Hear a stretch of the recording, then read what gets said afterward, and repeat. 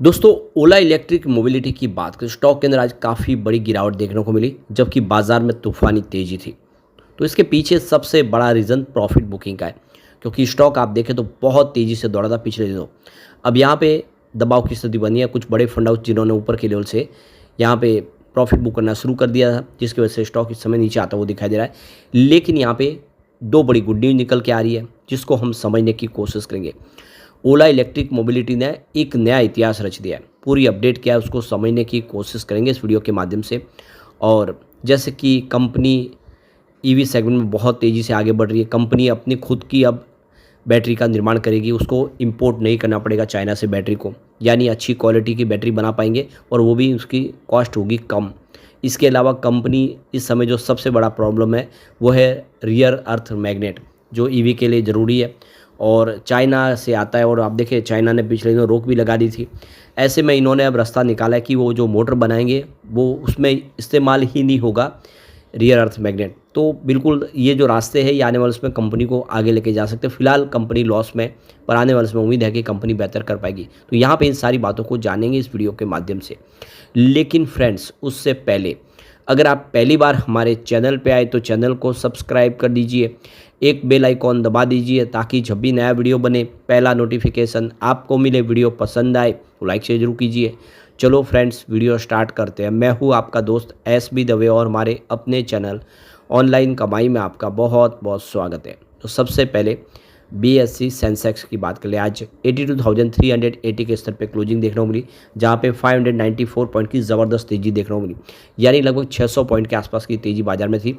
0.73% दौड़ा। तो अब बाजार में जो गिरावट का दौर था वो थमा है, बाजार फिर से पॉजिटिव होता हुआ दिखाई दे रहा है। उसके पीछे वजह है FI। आज FI ने बाजार में खरीदारी की है फिर से। तो 11,942 करोड़ का उन्होंने आज फ्रेश इन्वेस्टमेंट किया, सामने 11,634 करोड़ की बिकवाली की है। इसका मतलब ये कि उन्होंने आज 308 करोड़ की नई इन्वेस्टमेंट की है। तो अच्छी बात है। इससे पहले 12 सितंबर को उन्होंने 129 करोड़ की खरीदारी की थी और 9 सितंबर को देखें तो उन्होंने 2050 करोड़ की खरीदारी की थी। तो इस महीने में 3 बार उन्होंने खरीदारी कर ली है, एक शुभ संकेत है। यानी बाजार में भले धीरे धीरे लेकिन FI फिर से आते हुए दिखाई दे रहे हैं। लेकिन इस महीने में अब तक उन्होंने 10,204 करोड़ का माल बेचा है, लेकिन उम्मीद है कि वो आगे जाके और खरीदारी करेंगे। दूसरी तरफ बाजार को खरीदारी की वजह से सपोर्ट दिया है वो DI ने। DI लगातार इस महीने पूरी खरीदारी करे। तो आज 11,643 करोड़ का उन्होंने फ्रेश इन्वेस्टमेंट किया, सामने 10,124 करोड़ की बिकवाली की। इसका मतलब ये कि उन्होंने 1,518 करोड़ का फ्रेश इन्वेस्टमेंट किया। तो काफ़ी अच्छी खरीदारी हुई है। देख सकते हो कि DI की तरफ से लगातार खरीदारी के दम पे इस महीने अब तक 30,599 करोड़ का ज़बरदस्त निवेश कर दिया है। तो ये बहुत अच्छी बात है कि 10,000 करोड़ की FI की बिकवाली के सामने DI ने 30,000 करोड़ की खरीदारी की है। ये इशारा है कि इंडिया के फंड हाउस पूरा भरोसा करे और ऐसे में बाजार आने वाले समय बेहतर करेगा। ओला इलेक्ट्रिक मोबिलिटी की बात करें तो आज 59.33 पर क्लोजिंग देखने को मिली, जहाँ पे 1.95% की गिरावट थी, यानी लगभग 2% के आसपास की गिरावट हुई। वैसे शुरुआत अच्छी हुई थी, इंट्राडे में 61 तक पहुंचा, लेकिन तेजी रह नहीं पाई, ऊपर के लेवल से बिकवाली आ गई। अब इसकी परफॉर्मेंस देखें तो पिछले एक सप्ताह में यहाँ पे 0.84% की गिरावट हुई है। पिछले एक महीने में 43.87% की ज़बरदस्त तेज़ी बनी है। स्टॉक आपको पता होगा कि 71 तक चला गया था, अपनी IPO प्राइस से सिर्फ 5 रुपये नीचे, क्योंकि IPO 76 में आया था। लेकिन वहाँ से ज़बरदस्त प्रॉफिट बुकिंग शुरू हो गई। पिछले 3 महीनों में देखें तो यहाँ पे 26.94% की तेज़ी बनी है, जबकि पिछले 6 महीनों में 26.42% की तेज़ी बनी है। लेकिन पिछले 9 महीनों में यहाँ पे 38.71% की गिरावट हो चुकी है, क्योंकि ये स्टॉक लिस्टिंग के बाद 157 तक चला गया था। तो अब यहाँ से एक पॉजिटिव माहौल बनता हुआ दिखाई दे सकता है।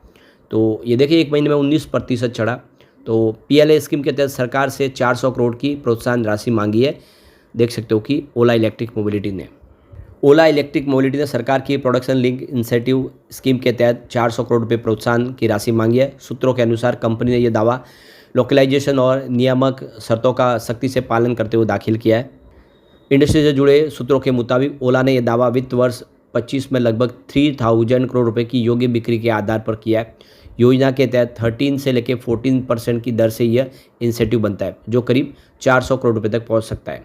बताया जा रहा है कि यह प्रोत्साहन राशि कंपनी की लिक्विडिटी की स्थिति को मजबूत करेगी और आने वाले तिमाहियों में इसके फाइनेंशियल परफॉर्मेंस में इसका पॉजिटिव असर डालेगी। तो पिछले साल ओला की एक ही मात्र टू व्हीलर कंपनी जिसे सरकार की PLA स्कीम का फ़ायदा मिला था।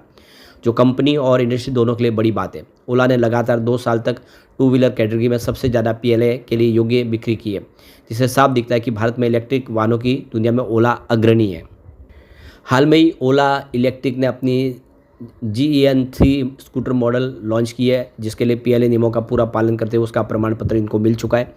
ये सर्टिफिकेट कंपनी के S1 मॉडल की सारी जेन 3 स्कूटर पर लागू होता है। जेन 3 मॉडल कंपनी की कुल बिक्री का बड़ा हिस्सा है, इसलिए यह सर्टिफिकेट ओला की कमाई को अगले वित्तीय वर्ष के दूसरे क्वार्टर में काफ़ी मजबूत बनाएगा। अब यहाँ पे देख सकते हो कि भले ही स्टॉक ने आज गिरावट के साथ क्लोजिंग दी और स्टॉक इंट्राडे में 61 तक पहुँचा, लेकिन अंत में 2% के आसपास की गिरावट के साथ क्लोजिंग दी और मार्केट कैप गिरते हुए फिर 26,690 करोड़ के आसपास आ गया है।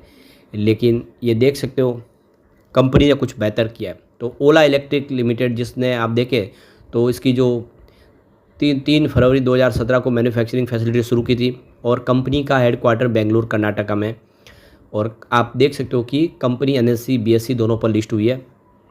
तो यहाँ पे जो बड़ा ऐलान किया है ओला इलेक्ट्रिक मोबिलिटी ने कि उन्होंने 1 मिलियन व्हीकल अपनी कृष्णागिरी तमिलनाडु फैक्ट्री से मैन्युफैक्चरिंग कर ली है और एक माइलस्टोन अचीवमेंट है। EV सेगमेंट में 1 मिलियन प्रोडक्शन को टच करना बहुत बड़ी बात हो जाती है। तो यहाँ पे ओला इलेक्ट्रिक मोबिलिटी ने एक्स पर पोस्ट करके इसको सेलिब्रेट किया है। उनका कहना है कि हमने एक नया इतिहास रचा है। तो कंपनी का कहना है कि ये जो माइलस्टोन अचीवमेंट है, इसका सेलिब्रेशन हर इंडियन के लिए है जिन्होंने हमारे मिशन में हमें सहयोग दिया और हमारे साथ वो जुड़े। तो सिर्फ 4 साल के अंदर कंपनी ने ये करके दिखाया। इंडिया की नंबर 1 टू व्हीलर कंपनी बनी है और काफ़ी तेज़ी से बिजनेस बढ़ रहा है। मेक इन इंडिया के तहत यहाँ पे EV बनाए जा रहे हैं, वो भी ग्लोबल लेवल के, और अब आने वाले समय इसकी बैटरी और इसकी मोटर भी खुद बनाएंगे। तो एक बड़ा अचीवमेंट है जिसकी वजह से हम कह सकते हैं कि आने वाले समय ओला इलेक्ट्रिक फिर से बाउंस बैक देता वो दिखाई दे सकता है। यहाँ पे अगर हम इसकी फाइनेंशियल शेयर देखें तो कंपनी फिलहाल लॉस में, लेकिन लॉस में कमी आ रही है। आप देख सकते हो मार्च 2025 में नेट सेल्स 611 करोड़ के आसपास था। जून 25 में ये बढ़ के 828 करोड़ के आसपास पहुंचा, यानी मार्च के मुकाबले जून में सेल्स बढ़ा है कंपनी का। और यहाँ पे सबसे जो अच्छी बात है कि यहाँ पे FI ने अपना इन्वेस्टमेंट ज़बरदस्त बढ़ाया। मार्च 2025 में 2.89% की होल्डिंग थी, जो देख लो कि जून में 4.48% हो चुकी है। काफ़ी बड़ा निवेश हुआ है। DI ने अपनी होल्डिंग हल्की सी ट्रिम किया, 2.93% होल्डिंग थी मार्च में, जो जून में 2.87% हुई है। और जनरल पब्लिक की बात करें, उनकी 57.39% की होल्डिंग थी मार्च में, जो जून में 55.88% हुई। यानी जनरल पब्लिक ने शेयर बेचे और FI DI ने इसमें खरीदारी की है। और फिलहाल प्रमोटर की 36.78% की होल्डिंग है। ये आने वाले समय बेहतर कर सकता है। लेकिन फ्रेंड्स, कोई भी इन्वेस्टमेंट करने से पहले अपने फाइनेंशियल एडवाइजर से एडवाइस ले या अपना खुद का रिसर्च करें, क्योंकि मैंने वीडियो आपके एजुकेशनल पर्पज़ के लिए ही बनाया। वीडियो पसंद आए तो लाइक से जरूर कीजिए और चैनल को सब्सक्राइब कर दीजिए। Thank you friends.